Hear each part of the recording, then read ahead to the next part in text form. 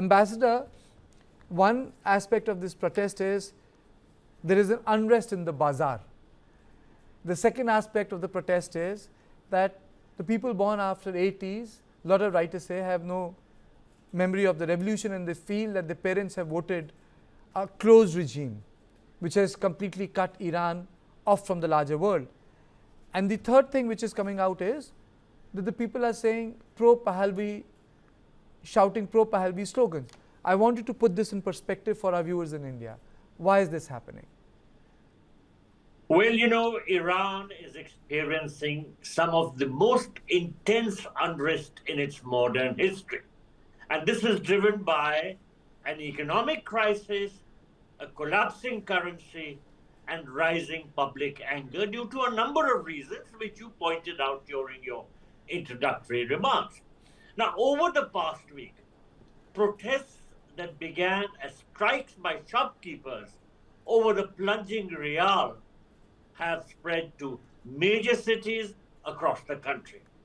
And demonstrators are now openly criticizing the government's economic management and chanting anti-leadership slogans. As you pointed out, there are reports that these slogans also include death to Khamenei, which is really, really unforeseen, because to raise slogans like that against the supreme leader of the country takes an enormous amount of courage in Iran. Now, inflation has soared above 40%, and food prices have risen over 70%. So for many Iranians, basic survival has become a struggle, and people have been pushed onto the streets because of their desperation. So public anger is directed not just at the economic hardship itself, but at the government and clerical establishment, which are seen as responsible for decades of economic mismanagement and endemic corruption. Protesters accuse the government of prioritizing funding of proxy groups like Hezbollah and Hamas over domestic needs. Now, human rights group report that at least 36 deaths of protesters have taken place and more than 2,000 arrests. Now, amid this turmoil, multiple intelligence reports from various outlets say that the supreme leader, Ayatollah Khamenei, could leave Tehran with around 20 close aides and family members, perhaps head towards Moscow.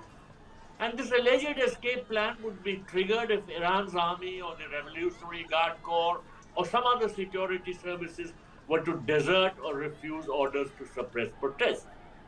Now, President Trump has warned the Iranian government that if Tehran violently kills peaceful protesters, America will come to their rescue. Iranian leaders in turn have responded with threats, declaring that any foreign interference or intervention would make American military personnel and bases in the region legitimate targets. Therefore, taking all this into account, the situation is very tense and very dangerous. Okay. Dr. Zakir Hussain, your opening comments, sir. Iran is a hard state. Is it ripe for a change? It's hard state. Of course, it is hard state, but external forces should not intervene to change any legitimate government. It should not become a fashion in the world that you can pick up anyone and declare as a criminal and put on a trial in your own kangaroo court. This is not good. If people really want change, they should change.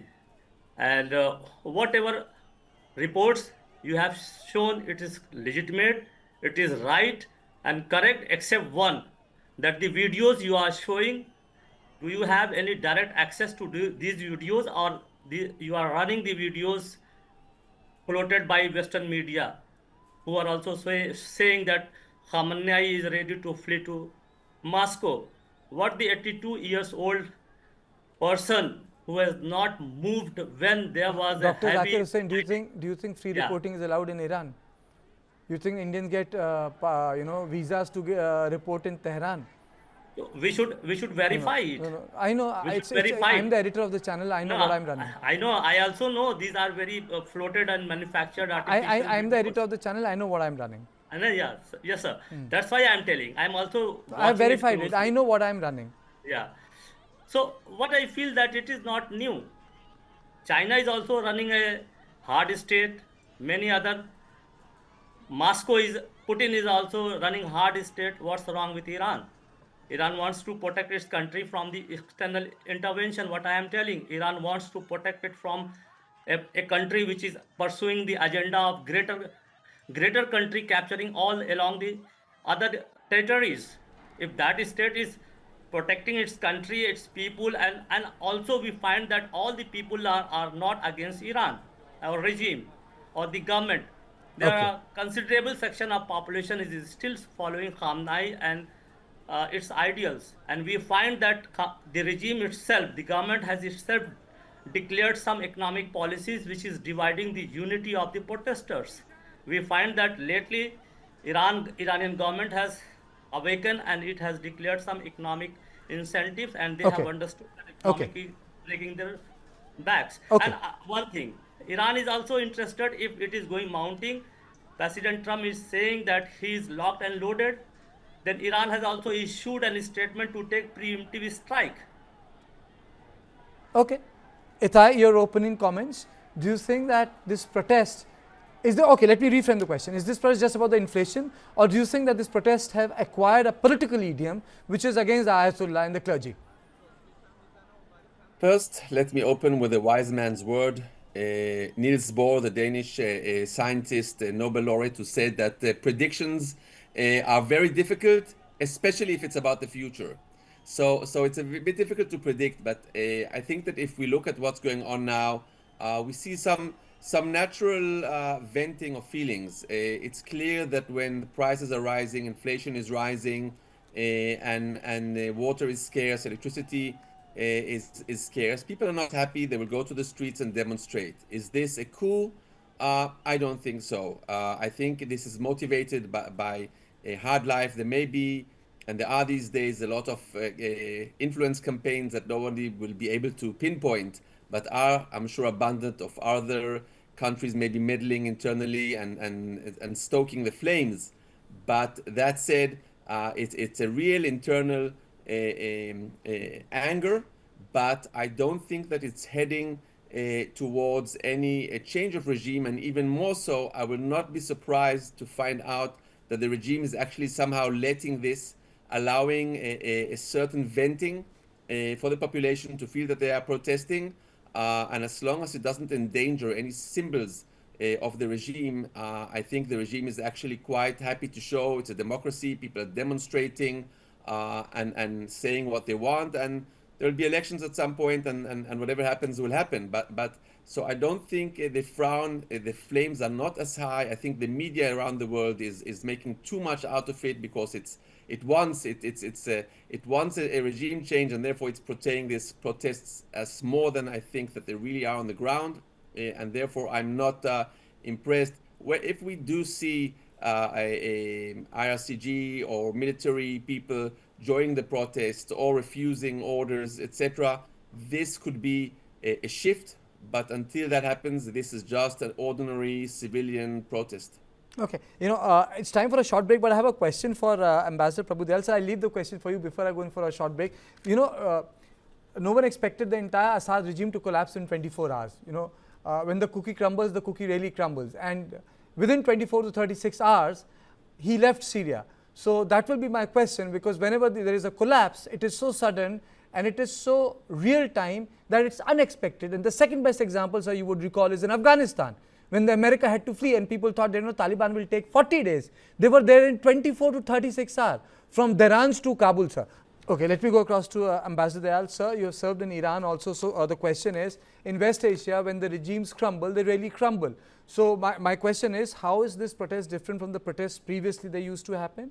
And what is the guarantee that, this is going to remain for next 100 years? No one expected Assad to go. No one expected the US-led government to vanish in 15 days in Afghanistan. So what guarantees the longevity of this regime? Well, first, let me say that this is not the only big protest which has taken place in recent years. In 2022, there was a very big protest relating to Masa Amini Yes. and the whole issue of Yes. women and hijab. Yes. And in that, the number of deaths was much larger. So it was a much bigger protest. But this one also is tending to spiral out of control. There are many reasons for that. Of course, Dr. Zakir Hussain said that Iran may be a hard state, but it does not interfere in other countries. I've served in Iran, Dr. Zakir Hussain. The Iranian regime was notorious for interfering in other countries. What are these proxy organizations like Hezbollah, like Hamas, like the Houthis?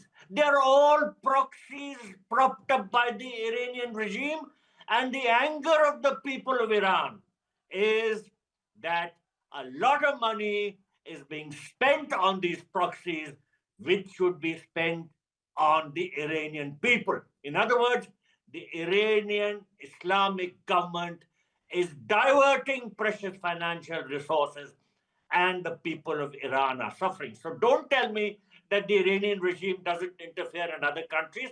The biggest problem for the people of Iran is that their government meddles in other countries. Now, let me tell you what our anchor was telling me, Dr. Kartikeya.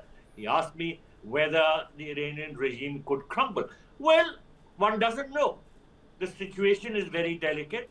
But of course, as you pointed out, when regimes crumble, they don't take long in doing so. You pointed out the Syrian example. You also gave the Afghan example. So these are all governments which are propped up by force. And when they crumble